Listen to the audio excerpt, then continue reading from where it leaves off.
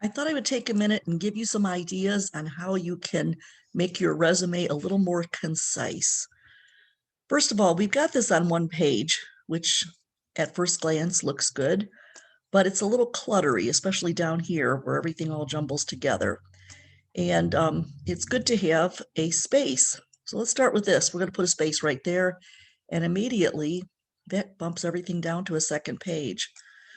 So there might be ways to make it so that that one word right there, that word is not on a separate line. Here's one thing you could do before we get to that. Let's highlight everything here. Go to where it says layout, click margins, and you can customize that margin by making the right side even 0.1% smaller. And then that immediately brings it back to one page. However, in saying that, I want to warn you to be careful because you don't want to have it too cluttery. Like, for example, do not do this. Do not use the narrow margin and do that, because that just looks too crowded. It doesn't look nice on the page, and there's a good sign that you just have too much in there that you need to include. So, okay, so we've got that. Now we've got it on one page. So we've done that way. But sometimes if you didn't do that, you could also just look for ways to eliminate a word. And I'll show you an example of that later. For now, we're going to leave this like this here. By the way, you could also pay attention to where you've got red and blue signals. If you click with your mouse, right click on there, it tells you that associate's degree should be one word like this without an apostrophe. And there's also a sign that here that needs to be, well, that's just not recognizing the word, but it's a made-up word anyway. I suggest that you bump these all to make this all uniform. They're all the same.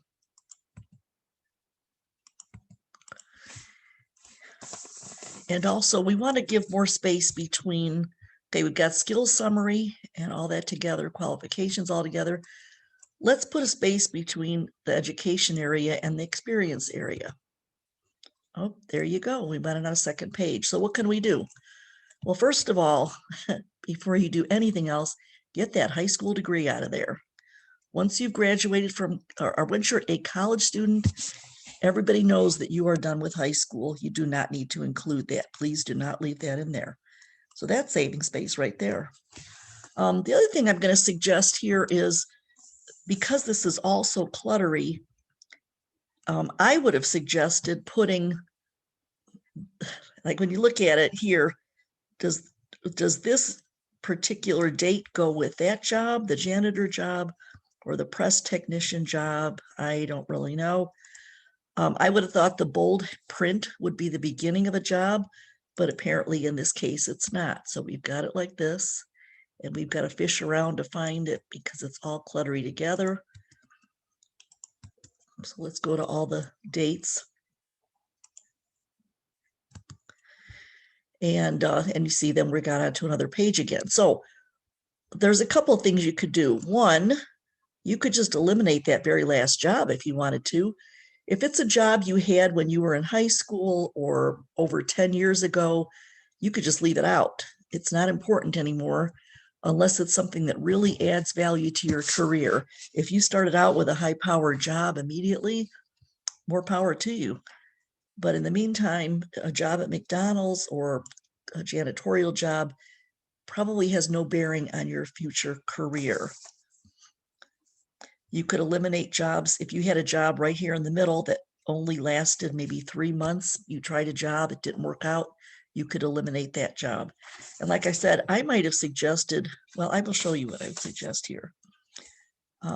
Let's go on to another page. Oh, wait, here, again, a red squiggly or blue squiggly line tells you that that needs to be fixed.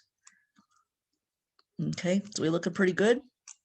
So let's go on to Control plus Enter will bump you to the next page. I want to show you a few things here. We've got this here. This is the name of the company, for example, here. Let's try putting this all on one line. delete that.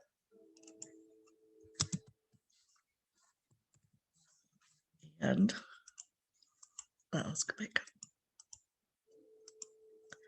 Let's just do this. And maybe put a comma there, or you could put a dash there, eliminate some space here, and then you've got this all on fewer lines than you did before. One line, you saved one whole line, but if you did that for every job, that's going to really add up. Now let's take a look at down here too. This can look kind of cluttery. Sometimes if you're careful, you'll notice that these things like this one is short, and you can put them lined up together so that the column will be shorter. But let's just say, and I've done this for example, let's just say we're going to eliminate the one word, excellent. Excellent customer service. And now we've got this entire thing. Instead of on 1, 2, 3, 4, 5 lines, you've got it on 1, 2, 3, 4. So lots of different ways you can make things more concise. I was going to look the word daily. Let's find the word daily. Oh, forget that. Scrap that. Scrap that. Oh, here. Determine what the goals are for the day. If you were to shorten that and just say set daily goals, you might be able to save yourself a line of space. Like I was saying earlier, there's a lot of different places and different ways that you could make things a little bit shorter, a little bit more concise. Let's say, for instance, we want to eliminate the word doesn't everyone. And automatically, you've got one line saved right there. Okay, just something to think about.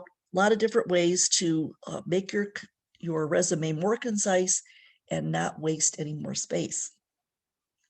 If you have any questions or comments, please leave them in the comment area below, and you can help each other out that way.